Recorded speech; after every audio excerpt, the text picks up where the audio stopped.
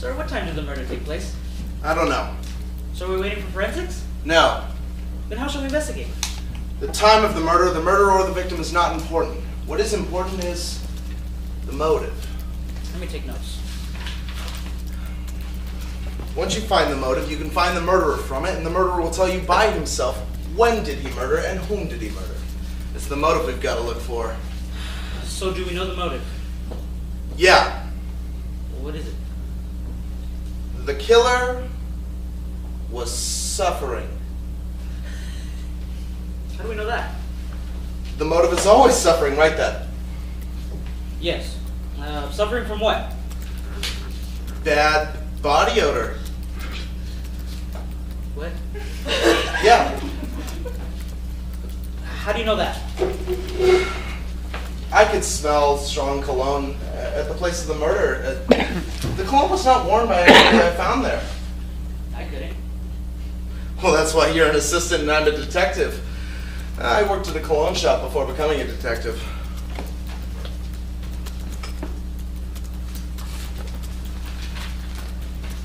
Okay, so we know the victim was murdered because the murderer had bad body odor?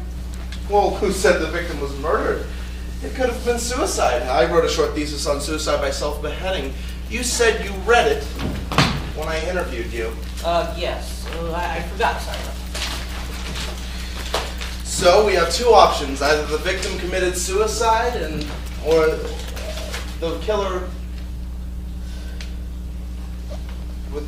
Either the victim committed suicide and someone with cologne ran away from the site, or the killer killed the victim.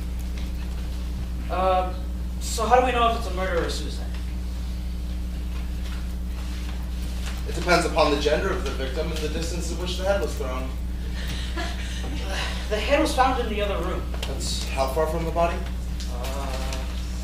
10 meters. See, according to my experiments, a woman could only cut off her own head and throw it at a max of up to 8 feet. Okay. So in this case, as the victim is a woman, at least that's what we can conduct by the dress she was wearing.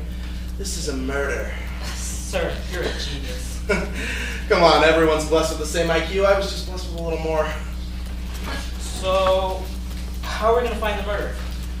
We already know the murderer. See? Body odor can be bad for the following 3 reasons. The victim is obese, the victim is eating spicy food, or the victim has a certain medical condition like diabetes. And who has that? Her husband has diabetes. How do you know that?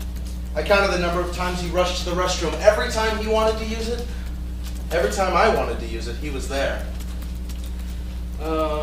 And he is obese. Good observation. I must say, your deduction and observation capacity have improved.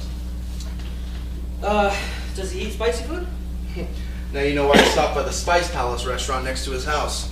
Huh? So you are great. Well, what about the cologne? I saw it in his restroom. But the court needs proof. Let's hire an eyewitness and nail this guy. Sir, I'm so proud of you. And you've been doing pretty well yourself, I must say. You've surprised me that you've come this far. Now, let's go on to the next case.